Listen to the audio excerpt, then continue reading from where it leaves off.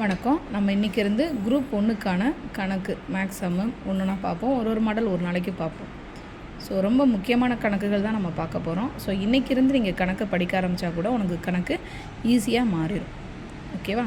So சம்ஸை பொறுத்த வரைக்கும் எல்லா மாடலையும் எப்போயுமே நம்ம தெரிஞ்சு வச்சுக்கிறது நல்லது.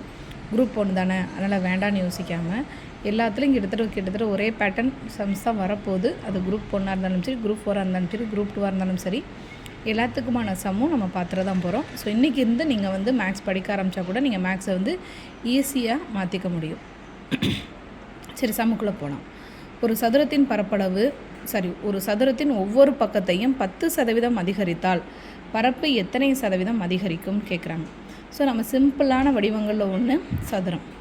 ஸோ சதுரத்தோட பரப்பளவு அப்படின்னு பார்த்தோம்னா பக்கம் இன்ட்டு பக்கம், அதை பொதுவாக A² அப்படின்னு நம்ம ஒரு எழுத்தால் குறிக்கிறோம். அதாவது சதுரத்தோட எல்லா பக்கமும் சமமாக தான் இருக்கும். ஸோ எந்த பக்கத்தோட மதிப்பு ஒன்றுன்னு கொடுத்தாங்கன்னா அந்த மதிப்பே தான் 4 பக்கத்துக்கு இருக்க போகுது.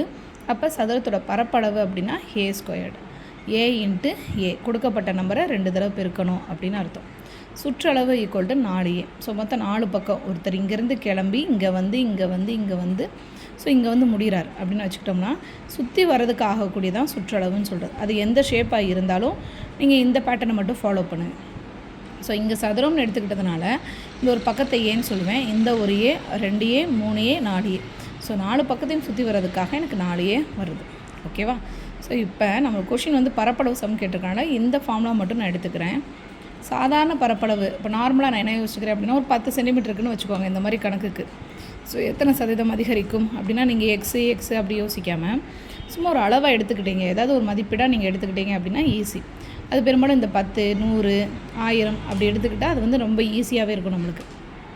இப்போ நான் 10 சென்டிமீட்டருன்னு சும்மா ஒரு சாம்பிளுக்காக நான் ஒரு 10 சென்டிமீட்டர்னு ஒரு மதிப்பு எடுத்துக்கிறேன். ஸோ அதோட பரப்பளவுன்னு பார்த்தா 10 × 10 100ன்னு வந்துடும். இப்போ இந்த கணக்குப்படி என்ன கொடுத்துருக்காங்க, ஒவ்வொரு பக்கத்தையும் 10% அதிகரித்தால் இந்த 10ல் 10%ங்கிறது 1. ஓகேவா? ஸோ அப்போ நான் மேலும் இதை 10ஆக இருக்கிறத 11ஆக கூட்டுறேன். ஸோ அப்போ 11 எல்லா பக்கமே அதே மாதிரி கூடிடும். அப்போ 11 × 11 = 121.